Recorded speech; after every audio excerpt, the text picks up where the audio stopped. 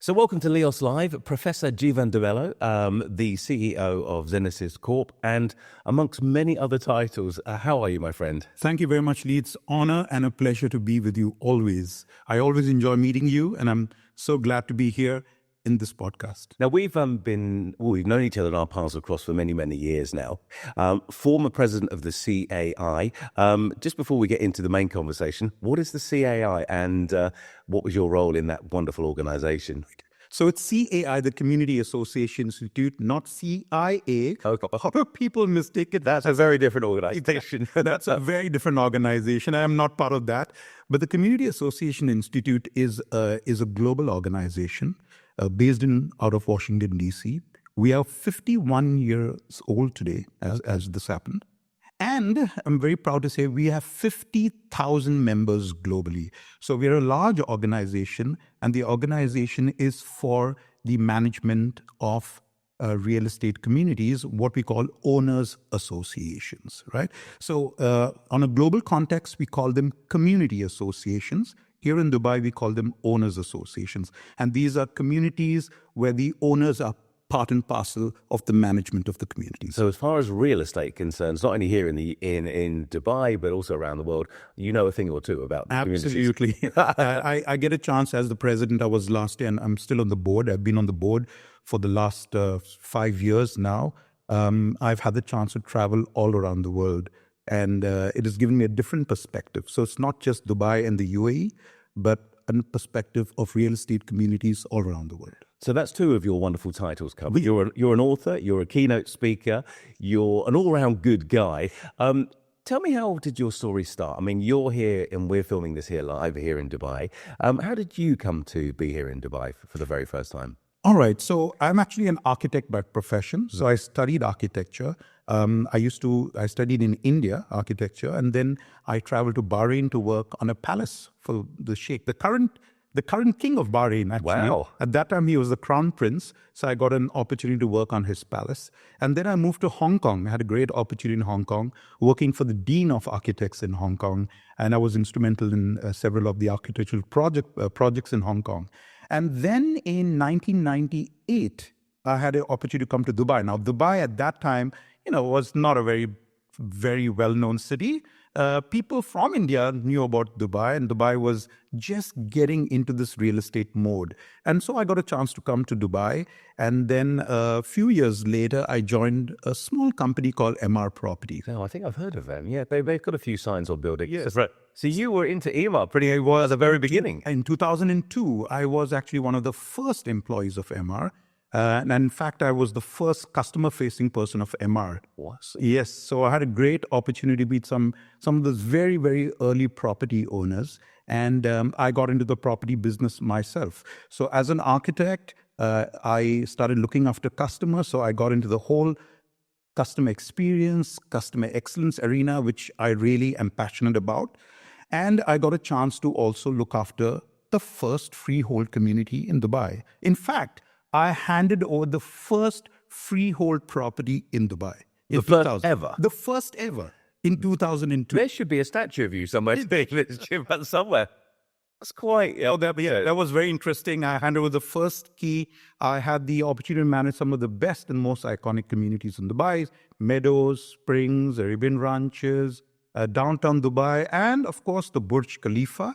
I was the first community manager of Burj Khalifa. And so I had an exciting time, yeah. And for anybody who ever comes to Dubai, of course, if you ever get down towards the Burj Khalifa area, there is a wall of fame. And I'm going to embarrass you a little bit here, but there are lots of photographs of people who are inspirational in the development of that wonderful area. And your picture will be on the wall there as well. It is. In fact, it's a very proud moment for me, very humbling experience. Every time I go to Burj Khalifa, I see myself. I think the moment that I treasure the most is my parents, my late parents, who had a chance to come to Burj Khalifa, and they actually came and took a picture of me on the wall. Oh, wow. Yeah. You and then the picture and then that location. Exactly, with them. So it was a really great experience here. So MR really helped me a lot in that sense. I learned a lot about Dubai. I was Dubai real estate industry, of course, and I got a chance to contribute right from day one.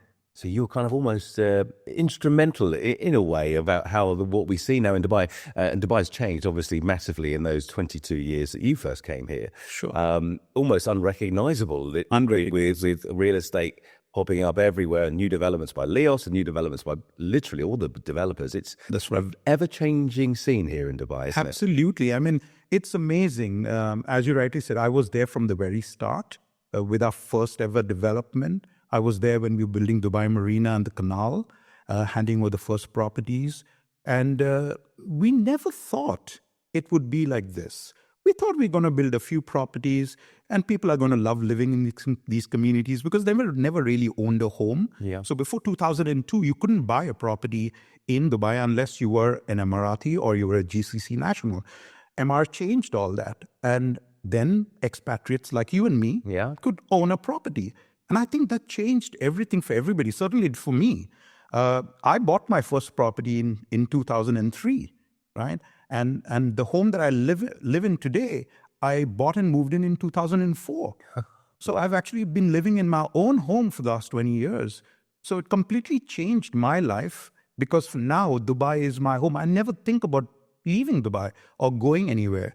And the property market just grew and started becoming better, more attractive, more exciting, getting all the world's best practices. And it's turned out to be the best place in the world to live. So here's a quick question. Do you remember what the type of building was, that very first freehold building? Was it an apartment? Was it a villa? Was it what It was actually, it was a villa. It was a villa? Yeah, it was a villa. It was Meadows 1. Okay. Yeah, Meadows 1 was the first freehold property that would be handed over. Of course, there was the lakes that actually came before that. The lakes at that time were rental properties. Okay. It then became freehold later on. Afterwards, and yeah. in terms of the buildings, we had Dubai Marina, the first 6 towers of Dubai Marina, that are still very beautiful till today. And it's more than 20 years old. And they are, I think, still getting the best bang for the buck there.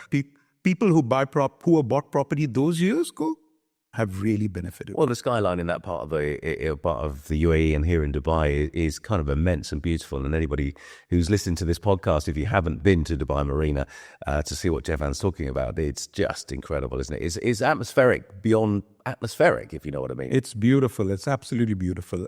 Every time I go there, I just look at it and say, wow, every single time. So, professor, architect, advisor to Email, author.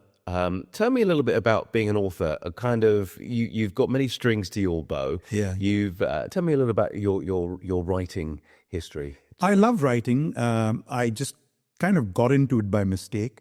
When you work for a large organization, when you travel around, you have a lot of experience, expertise that comes along the way, and then you start getting into writing. Of course, my writing has always begun with real estate because that's what I love. Yes. Right? So I've been instrumental in writing a few books. One about iconic towers, and I co-authored that with some of my colleagues from South America, from Spain, and from the United States. A book that I'm very proud of about is called Los Mejores Administradores del Mundo. Okay, translation, please. And the translation is the best community managers in the world. Okay.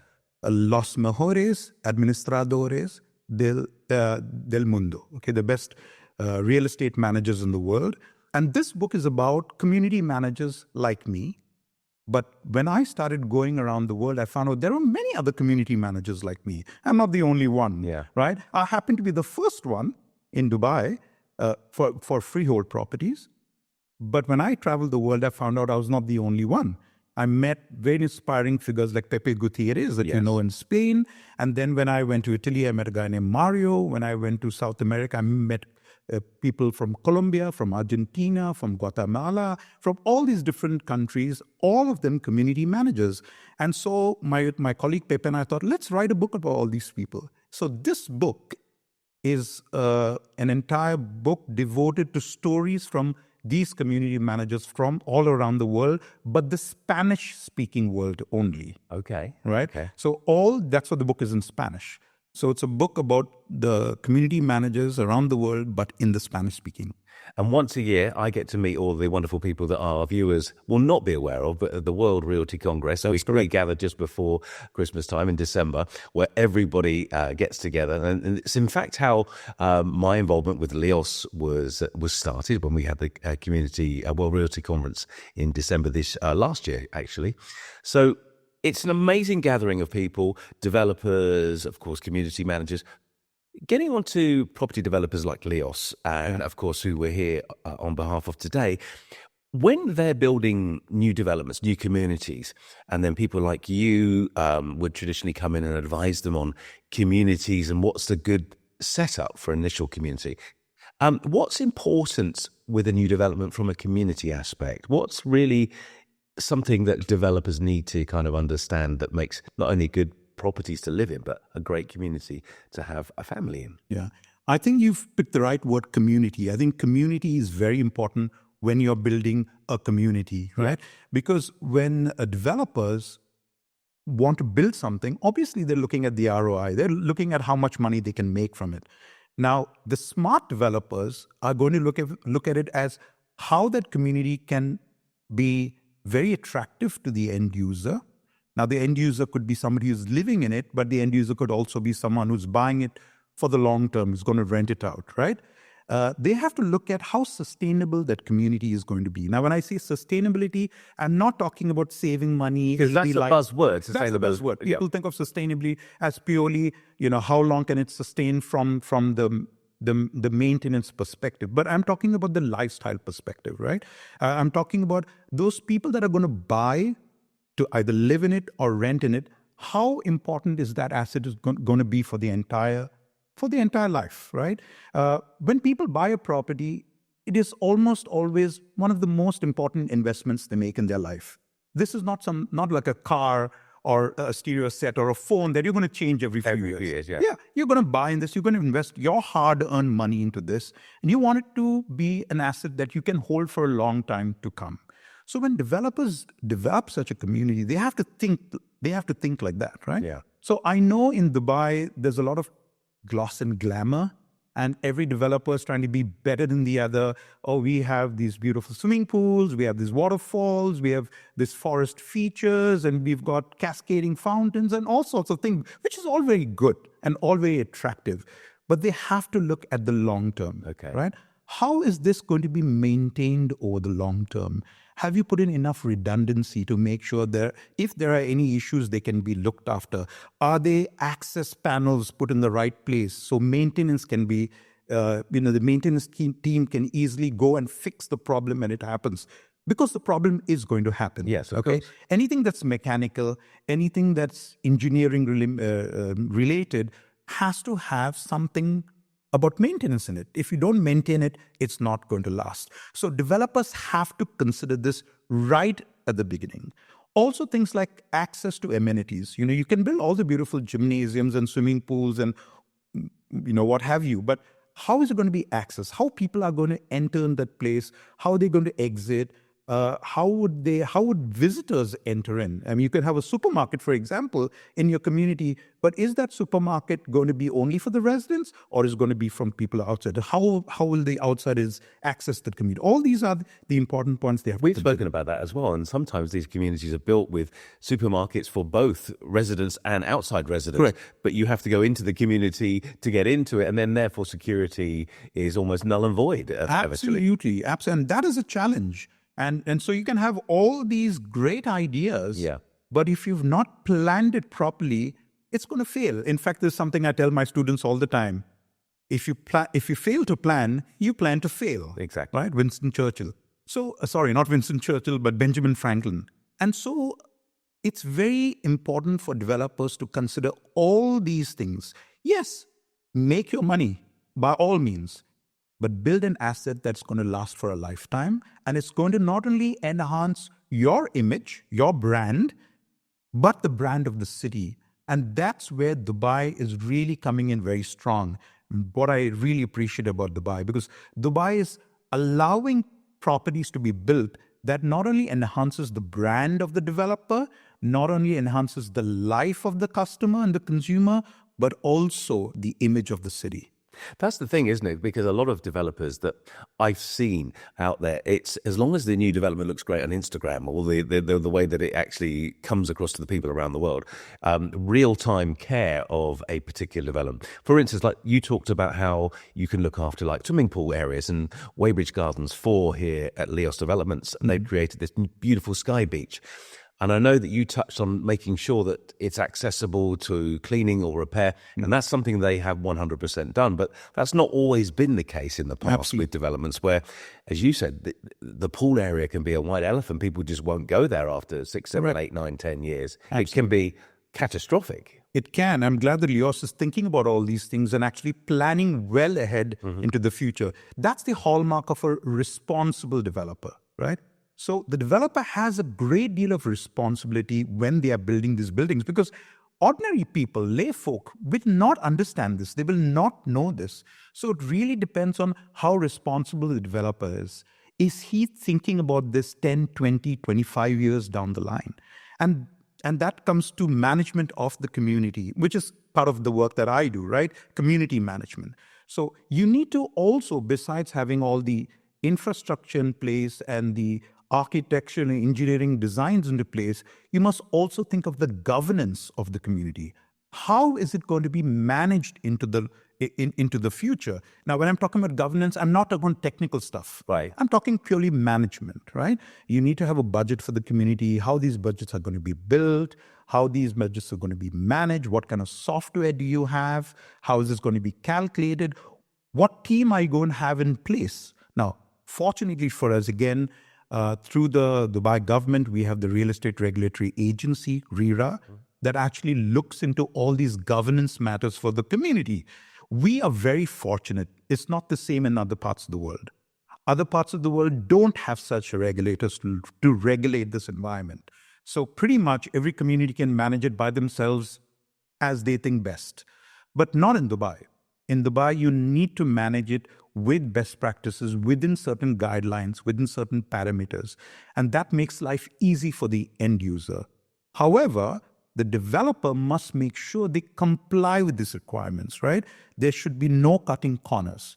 And therefore, you need to get the best community managers in place who know the stuff, who have managed these buildings and who know how to manage the community. When I say community, the people. So it's not just managing the infrastructure and the physical parts of the community, but also managing the people. I think that's one of the things that anybody listening and watching this podcast now will probably not understand, that developers, that's a key core value to when new buildings and new communities are built, because that's a huge consideration. Because you can build a lovely building, but if you, or a wonderful set of townhouses in a community, but if you haven't planned for people actually physically living there and going around day to day and not having to drive 30, 40 kilometers to a supermarket or close to a school, it's hugely important, almost as important as the bricks and mortar themselves.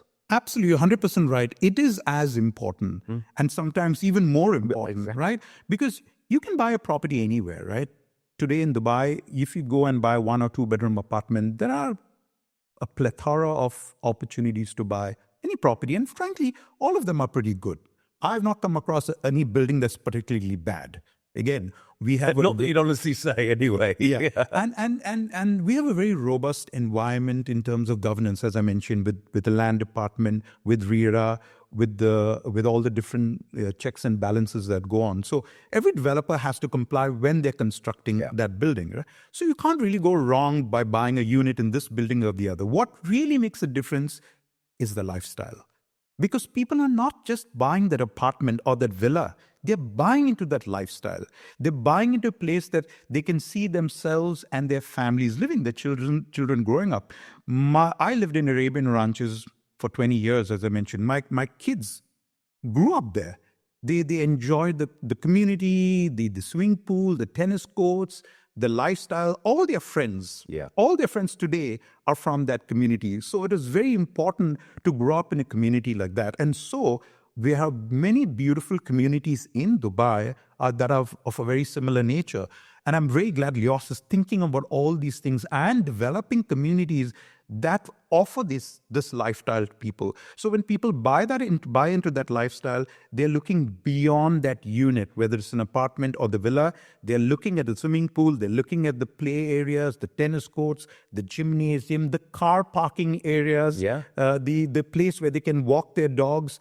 Each and every one of this adds to that community feeling. Because in the olden days, it would be a case of like Arabian ranches. Let's take that for an example, where you would live, and then literally after a period of, say, 10, 15 years, it might get a bit tired and people move on and create a new community, the Greens or wherever it may be, village, whatever the areas that are coming up next. However, like Arabian ranches, it's so close to people's hearts, for instance, that they're reimagined nowadays, aren't they? They're refitted out. These buildings that may have been, maybe, let's say 2010s, 2008s, they love that community so much that the properties are redone, redeveloped. That's correct. And people stay within that wonderful heart of that community. Absolutely. So I'm a great example of the same thing, right? So I've upgraded my villa. I've done whatever I could. I've redone my garden.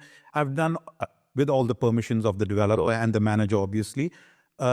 And the villas, even though they're 20 years old, they look brand new. They look absolutely brand new. And I can see outside my community, I can see all the villas being upgraded, right? And so people don't really want to leave because the community is so good. And therefore, going back to that word, community is so important, right? So when a developer is developing this community, they are not only thinking of the infrastructure, the technical matters, the engineering, and the maintenance. They're talking about the lifestyle. As long as you can deliver a lifestyle that is sustainable, that people can continue to live to many, many years to come, they're on the right track. And those will never go down, right? The prices of those communities will never go down. So people invest in it. They know that 10, 20 years ago, they're still going to get a great value for the property. So they've saved on rent for so many years. But at the end, if they want to choose to leave, they're going to make a lot of money selling that property. And that's the idea with LEOS developments, with their new developments. Hadley Heights is one, Weybridge Gardens 4, the Knightsbridge developments. These are communities that have recently come onto the Dubai property market that, like you say, where you live now is, it would be a heart wrench to leave. And that's the new communities that the LEOS are developing and bringing to the communities that people are going to be living in the future here in Dubai. But what's happening now, Lee, is that people are buying second and third homes. That's the difference between the olden days and now, right? Exactly. So people buying second and third homes. So I'm a property investor in Dubai, and I love Dubai property because I've invested so much. I've invested in the early days, fortunately for me. Yep. But I haven't stopped investing. I still do invest when I find there's a good property in the market. That's what I was going to ask you. What is a good property for you as a property investor, as a man who knows around the world of real estate here in Dubai? What's good for you? So I always look at what I call the intrinsic value of that property. Okay. The intrinsic value. And what I mean by intrinsic value, what is that property offering me more than just buying that property? Right? So I could just buy a property because I know it's going to appreciate, right? So that's one of the things that people do. They buy it off plan. They're hoping by the time it's handed over, the price will go up maybe 5, 10, 15% or whatever it is. And that's largely true in a lot of cases. That's not always going to be true. At some stage, the property is going to slow down. The market is going to slow down. Prices are going to come down a little bit. That's a good thing. That's not a bad thing, right? A leveler, right? Yeah, it is a leveler. But then what happens is what you're going to look at as the intrinsic value of that property. What does that property has that makes it different from every other community or every other property in Dubai? Does it have a garden right in front of me? Does it have a beautiful gym? Does it have an adequate play area? Does it have a dog park? Does it have easy access to the amenities? Does it have visitors parking? I mean, one of the problems we have in a lot of huge problem. I don't think we have a beautiful building. There's no visitors parking. Your friends can't come. My friends can't come and visit me. So I look at all these things when I buy a property. I look at all these different aspects of that community, not just the build quality, which is generally good across Dubai, but I look at all these things. Then I look at the property and say, okay, this has intrinsic value. This is a beautifully designed villa or an apartment. It has everything that I need, but outside my premises, it has this plus this plus this plus that. Now that's a winner because I know when the property prices go down, the market levels down a bit, this will still fetch that value. To me, that's a great buy. So when you've kind of mentioned on prices and properties, I mean, there is a huge property boom here in Dubai and the whole region as well. There are new communities and developments going up left, right, and centre. Absolutely. How do you view the current state of the real estate market? I know you haven't got a crystal ball here, but what do you predict the future to be? Because it looks like it's going on and powering on from strength to strength at the moment. But what are your thoughts on we've seen the past, what's the present and the future look like? I wish I had a crystal ball. I know I put you on the spot. If I did, you'd be a even more wealthy man. Exactly. I'm very bullish on Dubai. Okay, I've traveled around the world. I've lived around the world. I have properties in other parts of the world. I've seen my other properties appreciate, or rather not appreciate, or appreciate very, very little. I've seen the issues connected to those properties in the United States, in Canada, back home in India as well. I'm still very bullish on Dubai.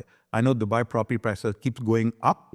And I know that they're not going to keep going up. At some stage, they are going to, stabilize.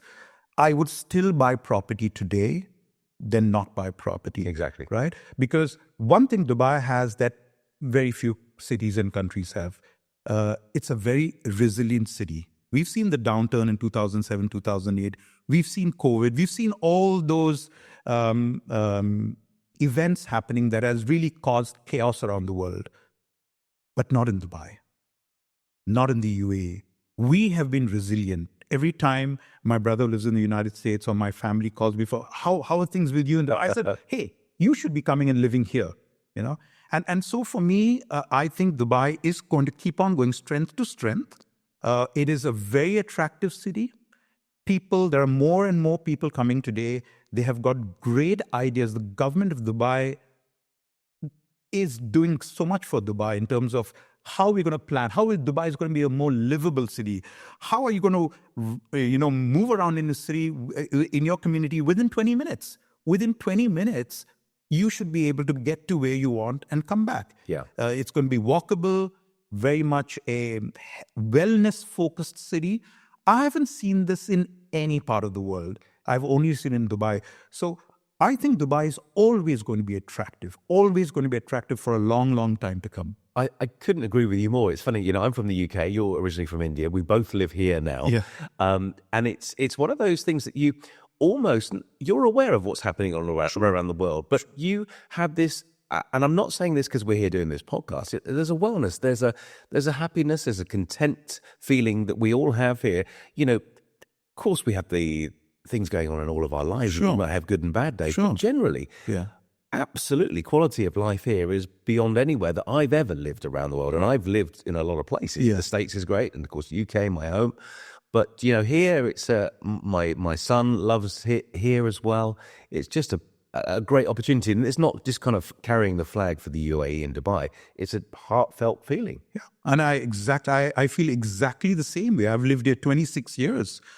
I find it very difficult to live anywhere else. I go for a holiday, a week, 10 days later, I want to come back home to Dubai. Honestly, I do, right? I do, because I find living here is much easier, simpler, in every aspect. Well, in terms of driving, people complain about traffic. They haven't seen traffic in Bogota, Colombia. They haven't seen traffic in Mumbai. I mean, if you go and start driving them, and I wouldn't drive in those places at all, because it's a nightmare. Right? And so, but that's not so in Dubai. In Dubai, you can miss a turn. I missed a turn before I came here. But, you're going to find it very easy. There's a little traffic here and there, but it's not traffic that is going to drive you crazy. And there are new roads coming every day. There are flyovers. There are bridges. There are so many ways to get to where you want. I just love being in Dubai. It's all about the fact of what you said there about the new developments. Like, for instance, the whole way that Dubai is looked after and run by the various authorities, it's thought out very clearly. Initially, they might have had some plans, and then if it needs developing to create new road infrastructure, it's done. And it's done at a speed where I'm from in the UK, things have to go through certain levels of this and that, and it could be 3 or 4 years before something even goes through a planning process. But here, they realise the need, and they get it done quickly. 100%. In fact, I have a property in Dubai Marina. I won't mention the developer or the building, but the property is beautiful. The community is beautiful, but it was a nightmare getting in and out because there was a traffic jam, at least for an hour each way. At least an hour you'd be in the traffic jam. And I was saying, oh my God, why did I buy a property here? But guess what? Within 1 year, I promise you, the developer, along with the government of Dubai, built a new road, and that access to that community is now just 10 to 15 minutes. Unbelievable, unbelievable. And the property price has gone up. Exactly. Well, and that's the thing. That put a lot of people off. And with LEOS's new developments as well, which are now in some of the newer areas of Dubai. So, for instance, you talked about Marina and you talked about Arabian Ranches, places that have been established for a long time. But Dubai is spreading out in such a way with the new airport that's going to be opening in years to come. That will be a new part of Dubai where they had Expo 2020 Dubai over in that part of Dubai. Dubai is getting bigger and better, and more communities are coming online, and more developers such as LEOS are creating homes for people to come and spend their time here. Absolutely. And again, I'm very happy that the Land Department and RERA, the government of Dubai, the government of the UAE as well, are really looking into how to make people happy. Yeah. I have never seen a government like that is actually doing things to make people happy. And so they're looking at all these communities. They're making sure the best practices are followed, global best practices, okay? So I'm a trainer. I do a lot of training programs for real estate management, and I'm constantly in touch with the Land Department, with RERA, and I'm constantly talking to them. They're constantly calling me and saying, tell us some of the new best practices. Tell us some of the new things that are going on in the world so that we can apply them here. I've never seen that approach from any government entity who's very keen on learning more, very keen on applying best practices.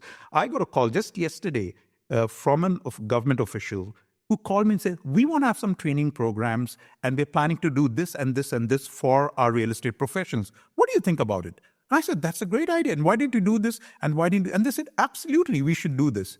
Again, you'll never hear from any government official in any of the part of the world asking you this question. They're just telling you, do this and do this. But here they're asking you, should we do this? What do you think? And trying to get hold of them one in the first place. I mean, if you try to get through to, we won't particularly pick any country in the world, but if you try to get through to a government entity about issues or things that need to be sorted, you'll A, probably never get through, and B, possibly never hear back from. Exactly. But that's, I think a lot of people look at Dubai, and people like us who live here in Dubai, and how enthusiastic we talk about Dubai. They think that we're here with a reason or an end game to say it. But honestly, it's, the lifestyles, the communities, the properties, correct, developers, LEOS in mind, of course, making places where people want to live, bring up their families, bring up their children, their kids can go to wonderful schools. They can walk the dogs, even have cats in that, do the things that you can do in any part of the world, which people may not have thought was possible here in Dubai. Yes. But it's the same as it could be wherever you currently live. Correct. And that's the way it was when I came here 26 years ago. People didn't come to Dubai for a long term. They came for 1 or 2 or that was the famous quote, wasn't it? Yeah. We're going to have 1 or 2 years in Dubai, and many people like myself have been here a lot longer. Exactly. And why? Because they realized that, and the reason why they wanted to go back home for that lifestyle, they wanted to have an opportunity to buy their own property so their kids could grow up, a good school, good medical facilities, places to walk their dogs. And then they began to realize, like I did, hey, I can have all that and more right here. And that's the beauty of Dubai. And I'm very glad LEOS, as a responsible developer, has thought about all these things and are building communities that are actually giving people the lifestyle that they're looking for. So we've talked about your history, we've talked about communities, we've talked about developments with LEOS. Where do you think the next stage of real estate will go to? I mean, it's hard to pinpoint. It says the crystal ball. Yeah. But what do you see as the future for Dubai as far as real estate is concerned? Is it further afield from the city that we know today? Is it different styles of living? Is it more school? What's the kind of projected outlook for people living here in the region? Yeah, I think what's happening is now we got to stop thinking about us as old people, Yeah. and developers have to start focusing on the younger people, the alpha generation, not even the millennials anymore, right? The next, the alpha generation, the screen agers, as we I call forget them. which generation's which these days. No. I was a millennial, I was a Z, I was an A. Oh no, Yeah. So we have moved beyond the millennials and the Z generation. We're now the next generation, and the new generations are looking for something different from us, right? Okay. Yeah, they're looking for technology. Everything is technology driven. So all new developers and developments have to consider technology as a very vital part of their development strategy, right? So technology as an access control. Everything is now on the app, Yep. right? You no longer have to open the door. You just have an app that will allow you in. You can access a gym by an app, your fingerprint or just your eye scan. Everything, all these different technologies have to be built into the building before it's being built, right? So people are expecting that. Today, all things like the swimming pool, everything has got sensors in it. You know how the times the swimming pool is going to be full and not going to be full. And so you can get it on your app. This is a good time to go to the swimming pool because you don't have that many Busy people. times and not busy times. Times and not busy time. Today you have technologies, and I've seen this with one of the developers that I consult for. They have garbage bins that have sensors in it. So when they know where they're full. Exactly. No, they actually have it running right now. So if a public in the common areas, if the garbage bin is full, it sends a signal to the manager saying this garbage bin is full, and so they can send people to clear that garbage bin. There are smart city applications today, and I've developed a smart city project for a company, a developer in Saudi Arabia, where using the smart city technology, they can actually access the entire master community from one screen, like a NASA screen, right? They can see the elevators going up and down. They can see how their pools are being utilized. They can see what pumps are working or not working. Everybody wants to have it on their fingertips. So the younger generation, they want everything on their mobile phone. Right? Goodness me. They want to know their visitors when they come in. They want to open the doors to their community from their phone to allow their guests in or to allow the service providers in. So developers must think about that's where we are going. The other thing where I believe the developers are going, I've seen this in another project, they are catering towards what we call the sharing economy, right?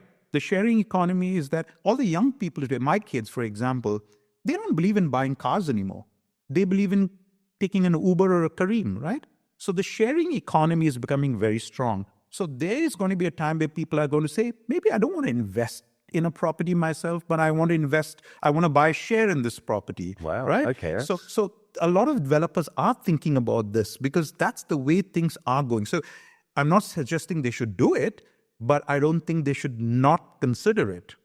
So I'm seeing some new developments are coming where there's the suite area or the home is much smaller than it is today, but they have the facilities they have are much bigger than what they have. So they have a lot of co-working spaces within that residential community.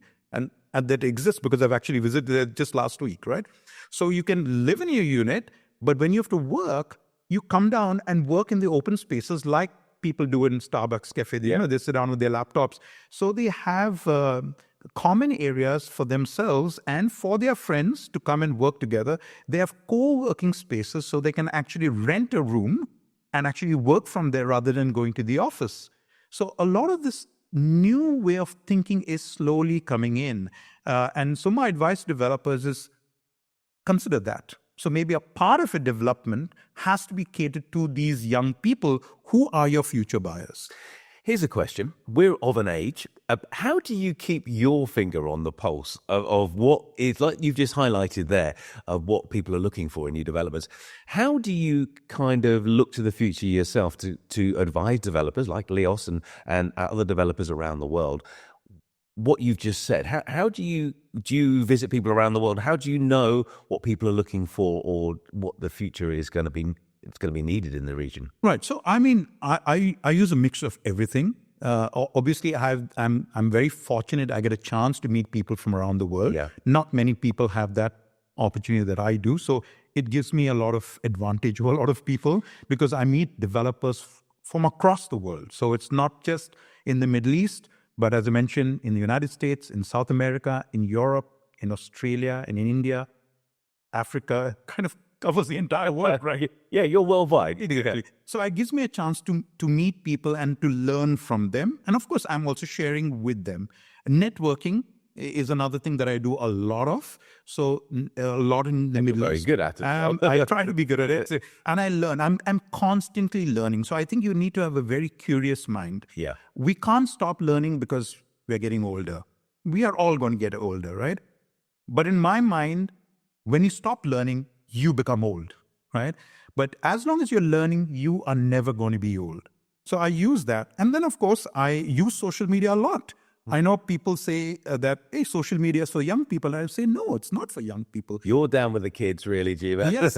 My kids always come to me. They say, Dad, you're on social media more than we are. I said, yes, I am. But it's not just, flipping through Instagram posts or what. I'm actually reading. I'm understanding. I'm looking at different viewpoints from different people. Again, my field is real estate and customer excellence. So I focus a lot more on that part. But I'm constantly learning. I'm constantly looking at new things that are happening. And when I find something new, I actually go and visit the property. What I did, exactly. When I learned about this community, I said, hey, this is interesting. Let me go and visit, right? And I tell people that even if you don't want to buy a property, there's no harm in going and visiting the property. So when LEOS has a sales launch, I would tell people, come and have a look. Yep. Right? You may not necessarily buy it, but it's an early learning experience. When I visited the LEOS office and I looked at some of the communities, the model, hey, I learned something new. I said, wow, these guys are doing something very special here that no one else is doing. And so I'm learning something new. And when I visit another developer and I visit a different community, I'm learning something that I didn't see in the other community. So everything that you're reading about, meeting people, it's a learning experience, obviously. I think when you close your eyes or you put blinkers on, that's when you kind of, as you say, you start to feel old, get old, because you're not appreciating what the world has around you. Yeah. The communities that LEOS are looking forward to for the future will be homes that families will grow in, or people may be starting their journeys here in Dubai for the first time. Just before we wrap, Jeevan, today and finish up our fabulous conversation, which has gone like that. I know. For anybody who's listening to this and watching this, to our left and right, both of us have little notes about things, bullet points to talk about today on today's communication. I don't think we've looked at them once. We didn't even look at it because I think our conversations have just been flowing through, and I think that's better, right? Because it's coming fresh off our minds. Exactly. So to close today, where do you see lifestyles changing in Dubai? Because let's say 25 years ago, 26, I came here in 2001 for the first time, so 24 years ago. Dubai is a very, very different place. Correct. When you see Dubai on the big screens, it almost seems like a Las Vegas in the desert to a lot of people. But they kind of, I don't want to go there because there's no character, there's no communities, there's no history, there's no, architectural detail. But you can go down to Dubai and down to the old town and see how the souks and the beautiful spice markets and the gold markets, and there's history there beyond what's in Europe, for instance. Yes. What's your kind of closing remarks to people who may be looking to invest in property in Dubai, maybe for the first time or upscale? Is there things that, kind of golden nuggets of kind of guidance you can give to people? I would tell people, don't look at Dubai as just a glamorous city. It is. It is a glamorous Instagram city. There's no doubt about it. But as you rightly said, Dubai and the UAE has history. There's so much history. If you go to Satwa, if you go to Dubai, if you go to the Dubai Museum, it's a gem. Yeah. I don't know how many people have visited that, but it's beautiful. If you go back to history, there is so much to learn. Right?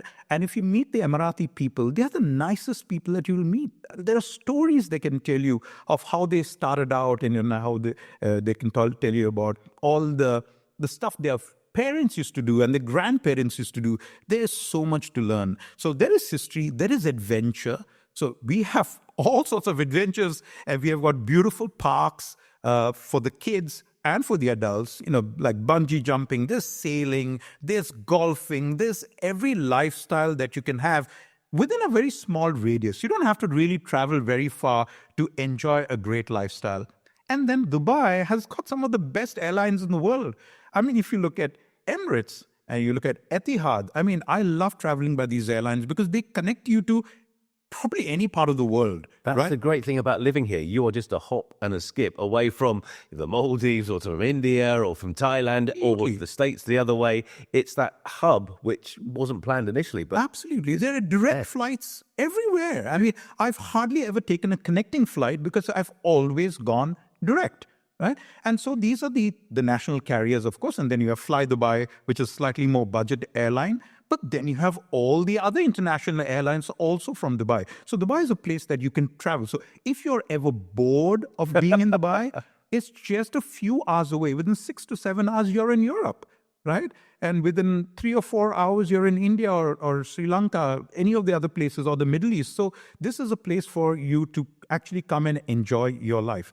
Then when you talk about education, you get best in class of education here in Dubai. Certainly. My kids were educated in Dubai, right from KG level, right? And they've turned out to be extremely good at what they do. They're both very gainfully employed in international companies. Medical facilities, you got the best of medical facilities here in Dubai. You don't have to go any further, and every company covers the employees for medical facilities, right? And if you don't have insurance, you can procure your insurance, which is not that expensive. You know, the one thing you said there was actually hitting the nail on the head. If sometimes in the UK, if you need to go to a doctor's, you ring up in the morning at 8 o'clock and you might get an appointment for your ailment in 2 weeks' time. And in 2 weeks' time, it probably will have gone. Yeah. Here, you can walk into a doctor's at your choosing. Absolutely. And deal with it in that way, should you like to. The other great phrase that we talked about, you're talking about going to Sri Lanka and Goa and Thailand and all the other places around the world. People even have staycations here in the UAE, and they'll go to Ras Al Khaimah or Al Quwain, where the mountains, Jebel Hafit, for instance, where the recent Dubai cycling tour took place. It's like the surface of the moon. I was up there hosting a radio show from there. It's places that you didn't think existed in Dubai and in the UAE that are there for you to grab hold of. I completely agree with you. And I've been for many, many such staycations. Very good quality of hotel. I think the hotels and resorts in Dubai are probably on par or better than any resort or hotel in the world. I mean, from a 3-star quality to a 5-star plus quality, all of them are great, right? You'd never find a hotel that is bad in Dubai. And so my wife and I, sometimes we get bored and we take a trip and we go to Ras Al Khaimah, Al Quwain, Ajman, Jebel Ali. We've been to all the hotels and we've gone to Abu Dhabi, great places. And another trip, which I love always, is taking a cruise. Oh, wow. You know, we love cruises. I've never done that. Okay. So we've gone for more than 10 cruises around the world. And last year, we found that there was a cruise leaving from Dubai. I said, Dubai? There's a cruise from Dubai? And then guess what? We found out there are so many cruises from Dubai. It goes from Dubai to Abu Dhabi to maybe to Oman, Qatar or something like that, 3 or 4 days. It's the best cruise I've ever had. You right? I'm going to have to look this up straight after the podcast. You get everything that you want right here in the United Arab Emirates. And being a person, being here for 26 years, for me, this is my home. I don't intend leaving here. I might go for a short vacation. I might go and stay with my kids for a couple of months, things like that. But I don't see myself and my family, my wife and I, leaving this part of the world. Well, on that wonderful note, Professor Jeevan de Mello, I think we might have to do another one of these to do the part 2, because I enjoy your company. I've known you for many, many years. Thank you so much from the bottom of my heart for joining us here at LEOS Live. It's been a pleasure to have you, and good luck with everything you do in the future. Thank you very much, Lee. It's really been an amazing time. I appreciate you calling me, and I'm glad I've been able to have this conversation with you, and I'm looking for part 2. Part 2 guaranteed. We'll see you next time. Thank you. Thank you very much.